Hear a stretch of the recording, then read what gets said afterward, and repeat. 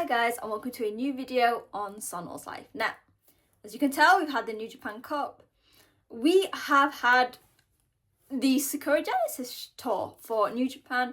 I'm back with a review of the entire big show. So actually, it was quite interesting. On the 4th of April, we actually had a special junior show. So this was very much a Sakura Genesis card built on the junior division, so I'm going to quickly talk about that. And then on Saturday the 5th, we had the very long and very good Sakura Genesis show, which saw two special singles matches and then a breadth of title matches. So as always, I'm here with the review of each of the matches, the results, and what that could mean going forward. So let's get going. As I mentioned, the April the 4th saw a big junior event, and this was really exciting from start to end. There were some really amazing matches. We saw some really cool names who might not usually be on it. So we saw Ninja Mac, who, as I promised on social media, and he will be coming soon, I literally interviewed him and we spoke about everything New Japan and Noah and things, so keep an eye out for that. There was also a Mao, who teased a Super Junior appearance, which again, I will speak about that later on. And the main two matches actually came in the form of the IWGP Junior Tag Championship match, and that was between champions TMDK, Robbie Eagles, and Kosei Fujita, facing the Bullet Club War Dogs group of Robbie X and Taiji Shimori. I like to joke that I was supporting Robbie to win, and then you can just assume which Robbie I wanted to win, because you guys know I love Robbie Eagles and Kosei Fujita. I was actually there at the Tokyo Dome for Wrestle Kingdom when they won the belt in that amazing ladder match with obviously the Fatal 4-Way. However, for anyone who knows, I have been watching the independent scene for quite a long time, and I have seen Robbie X in so many matches. So there was also a lot of pride there. This match was very good. Similarly to, like, in the past, we've had the dynamic where it's been veteran and they're like not prodigies but the younger stars, but actually in this match you had three very cemented veterans who are stars in their game, and Kosei Fujita, who has really shined. So you have Robbie, who is obviously very athletic but focuses a lot on his submissions, Ishimori on his strength. Robbie X is kind of different in the sense that he is very athletic and more of what you expect a junior to be, similar to Kosei Fujita. So this match was very dynamic. You saw bouts and matchups we've seen before in the past, but with the addition of Robbie X, it was something really nice to see. In the end, TMDK got the win again, but this was great. This was a very strong defense, because we can't ever underestimate how good Taiji Shimori is. Yeah, he's been Bullet Club since the day he came to New Japan, but that man is one of the strongest wrestlers. He's in his 40s and actually wrestles like he's in his 20s, so shout out to Muscle Chihuahua. But it's a very exciting thing to see with Best of Super Junior coming up, what the future is going to hold for Robbie Eagles and Kosei Fujita as a team, because I'll mention this again later. They were both announced as participants, so we'll have to see. They will have a massive target on their back ahead of them. And then we went into the main event, which was for the IWGP Junior Championship, and that was champion El Desperado versus Clark Connors in a death match. Now, I am not one for a death match. You guys know that it's not really my kind of thing. However, this was 40 minutes of pure beauty. So if you're not like a huge fan of major death matches, I think watch this one. From the very beginning, like, you could tell, okay, Connors is the heel, but there was a mutual respect between these guys. We all know that Despy has huge experience in these death matches. Hell, when he came out, I think this whole tour, he's kind of had like welts on his back to show his level of experience. Clark, on the other hand, we saw him in that vicious cage match, you know, the iconic one that saw the Empire facing War Dogs. God, that feels like years ago, but I believe it was only last year. And aside from that, I had never seen him in that sort of environment. However, he thrived. It's quite funny. So before the match started, he took a swig of alcohol and he came out with the whole War Dogs. So not just like Finlay and Gabe and that, but also with Tekla, who I think is like the unofficial official member of the War Dogs. They look very badass, I'm not gonna lie. But this match had everything. There was kendo sticks, barbed wire, chairs with barbed wire, blood. They were going up to the rafters because it was at Korakuen Hall. And I always say that if you want a crowd, they might not be the biggest, but who are the most passionate, it's always Korakuen. And they are people who respect the junior division. And yeah, from like start to end, this match was phenomenal. In the end, Desperado got the win. His little experience over Connors in these kind of matches probably helped. But at the end, it's quite funny. They both showed a sign of respect before sticking the middle finger at each other. I don't think this is the last we'll see of Despy and Connors facing each other. This is definitely not the last time we'll see Connors in a IWGP Junior title picture. But that whole day just showed how good the junior division was. There wasn't a single match without a junior in it. I mean, we also had Taguchi versus Tanahashi on his retirement tour. And I kind of think that I want this more often. Hell, why don't, rather than, because I was complaining that the junior matches are never like main event of these big shows, have this. Have like a New Beginning junior show or a Dontaku junior show, so we can put the juniors front and center and make them the main event as they deserve to be. We then got up to Saturday the 5th of April and we had the main Sakura Genesis show. Now, Sakura Genesis is a quite significant show, but I'd say it's like a C-tiered show. So I say like the top you have like Wrestle Kingdom, then the second, I guess, is like Dominion, King of Pro Wrestling, and then like the tournament. And then I'd put like the Sakura Genesis show here. But actually it was a very strong card. So we started off with Uemura facing Sanada. This is obviously continuing the feud of like Sanada leaving Just 5 Guys to go to War Dogs. We'll speak about that later on.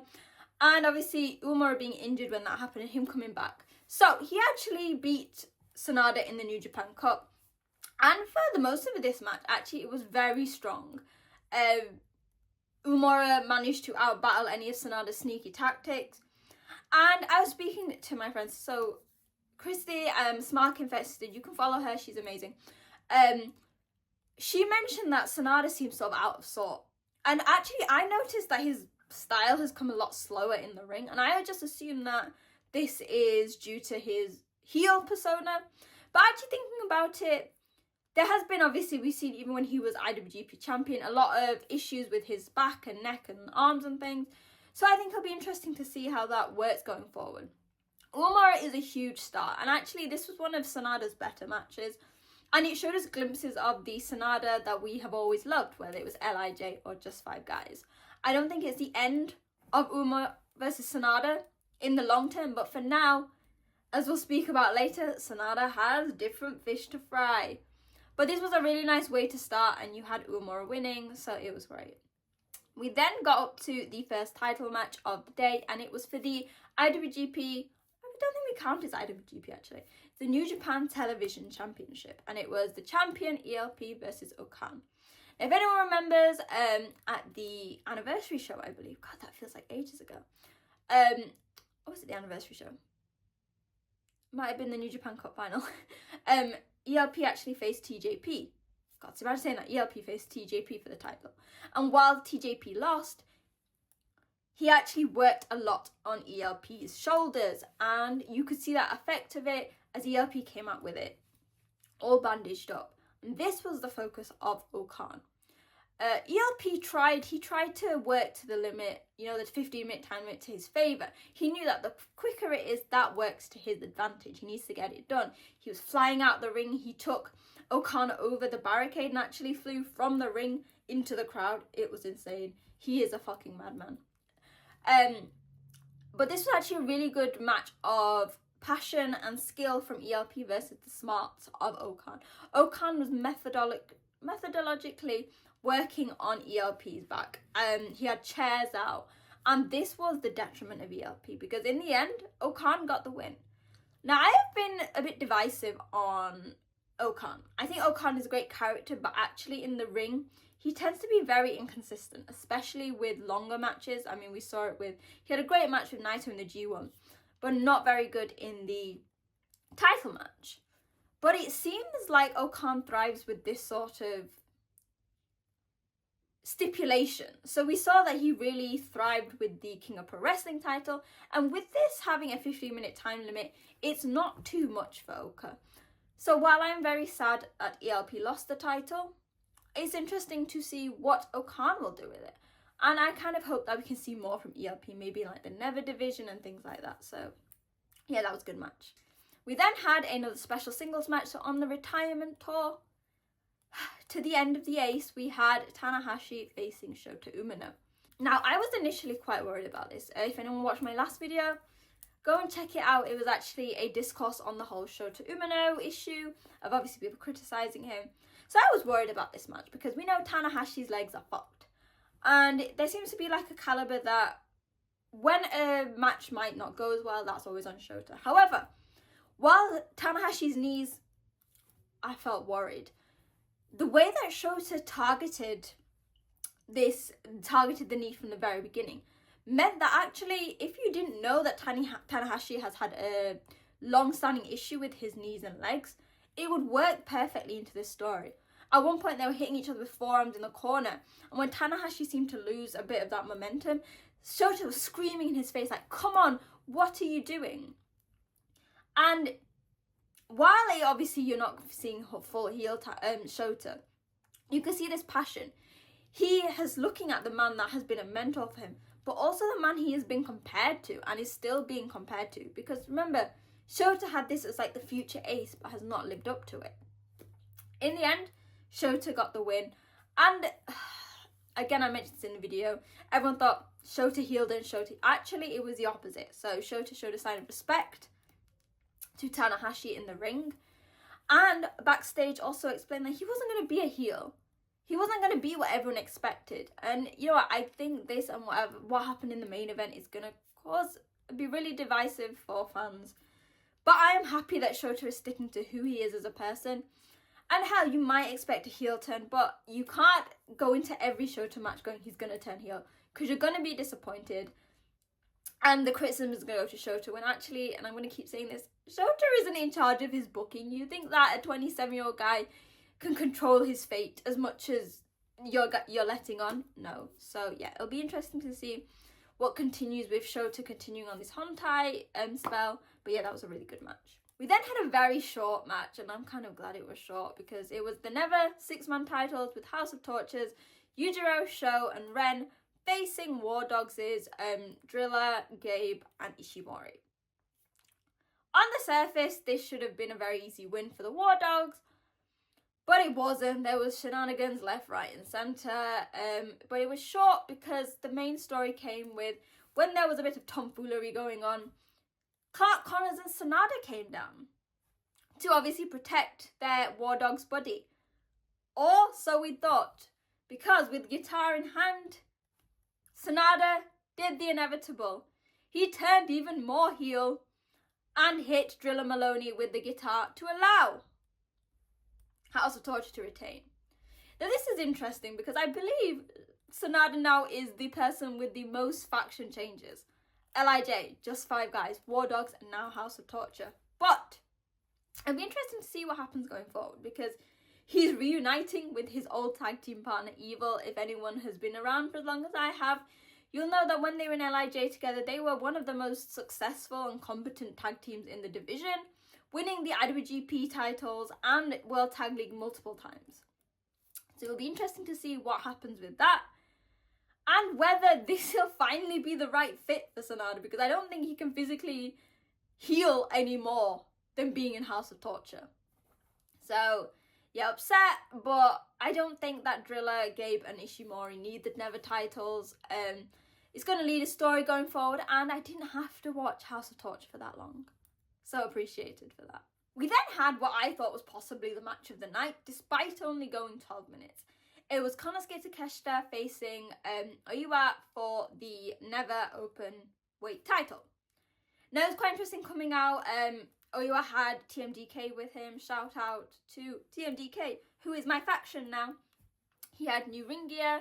He had silver shorts on rather than the long ones. The blonde undergrow had gone and he had like highlights. I appreciate that.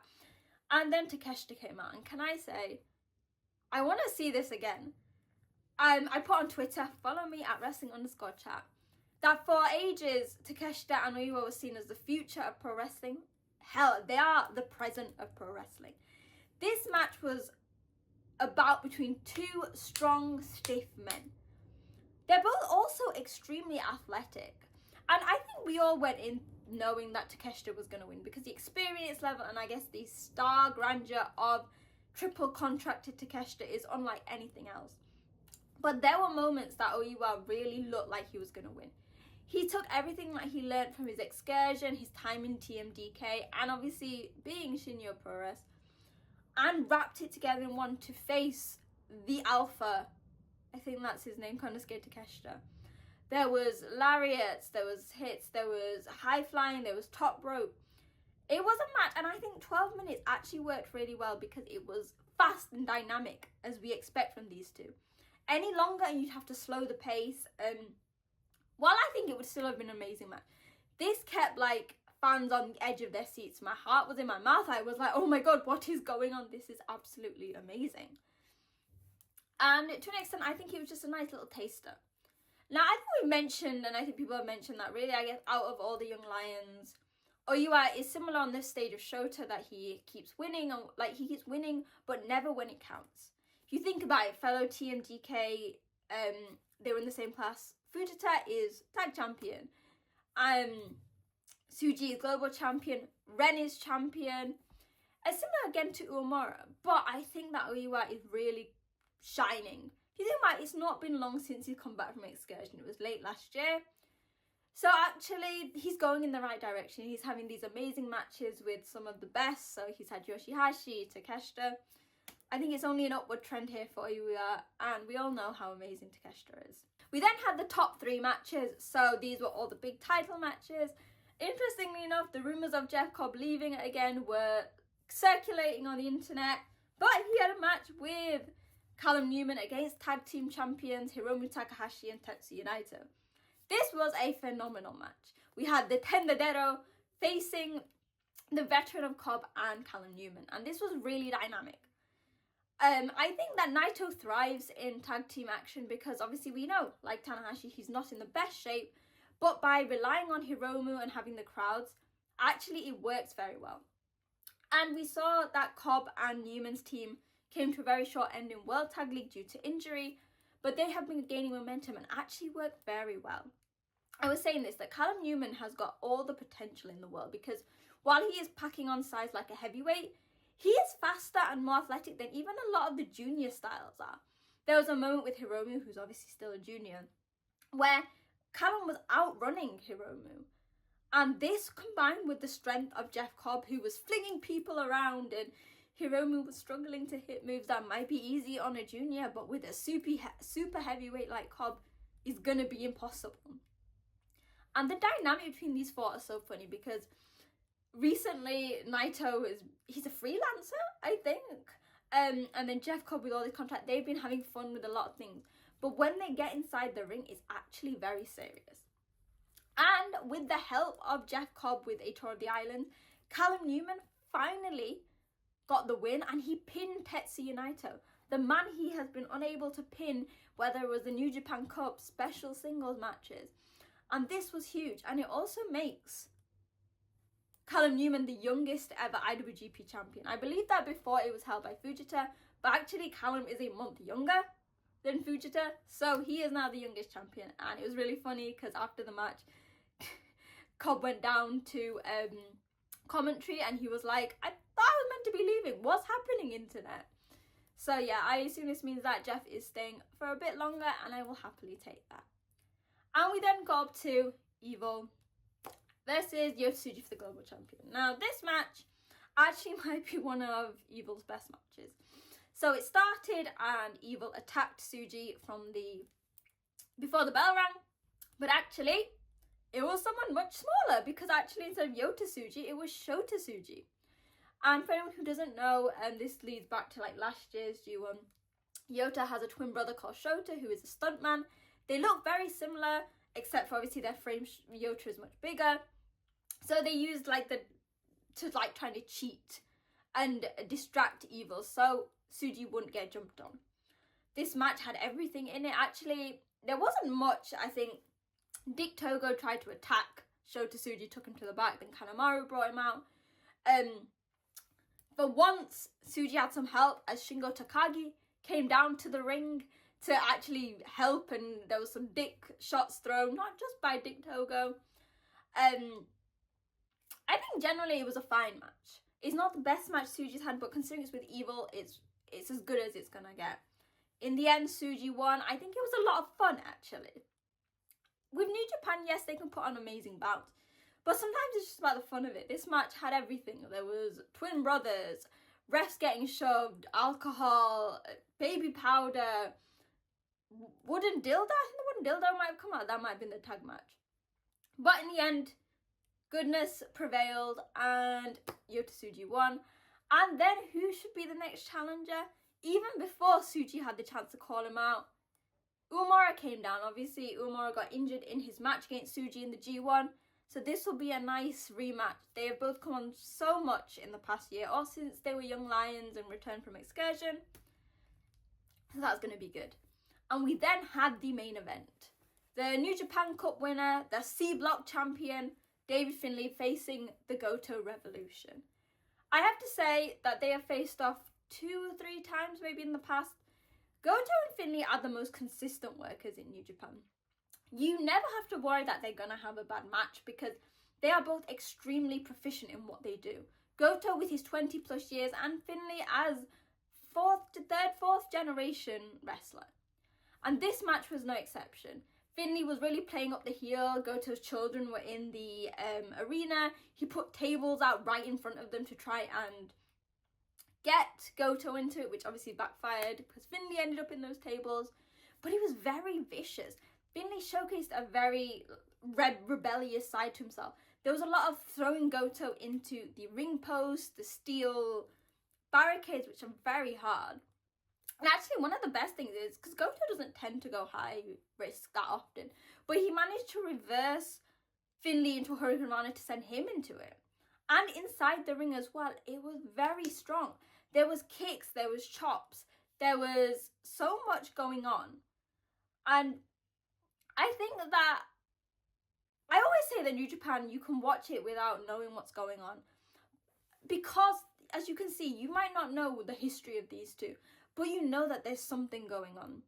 That Finlay is trying to hurt Goto, not just physically, but pulling on his emotions, his love for his family. And of course, Yoshihashi was there ringside supporting his husband, because what's a Goto match without that? And yeah, it was great from start to end. I don't think I had any issues with whoever won. I think, looking at the pattern of what happened at the show, I genuinely thought Finlay was going to win. But actually, Goto, with a really strong ending, picked up the win. And Yoshihashi again struggled to put the belt on, but it's fine. And then interestingly, I can't speak, Goto called out his next opponent, Shota Umino, for Windy City Riot next week. Now, as a Shota Umino fan, this worries me. Because the crowd, you could feel it in the crowds were booing. People on the internet were not happy because I get it. Why is Shota getting all these shots? He keeps losing, and I don't know what's going to happen going forward. Obviously, Goto wouldn't have picked this. Shota wouldn't. This is based on booking. But it will be very interesting to see what happens.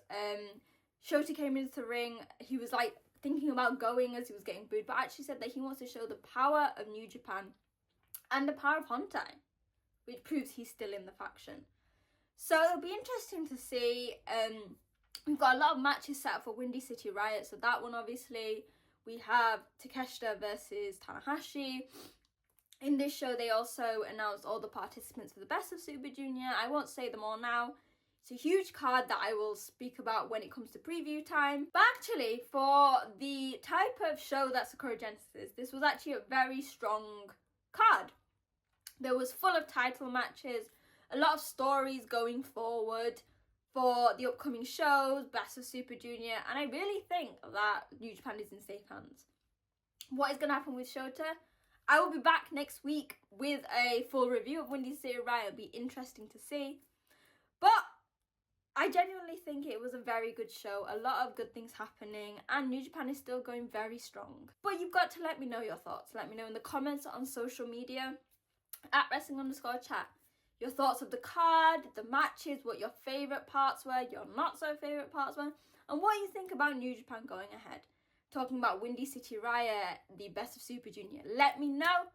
And yeah, hopefully you guys enjoyed the video, and I will see you very soon. Bye!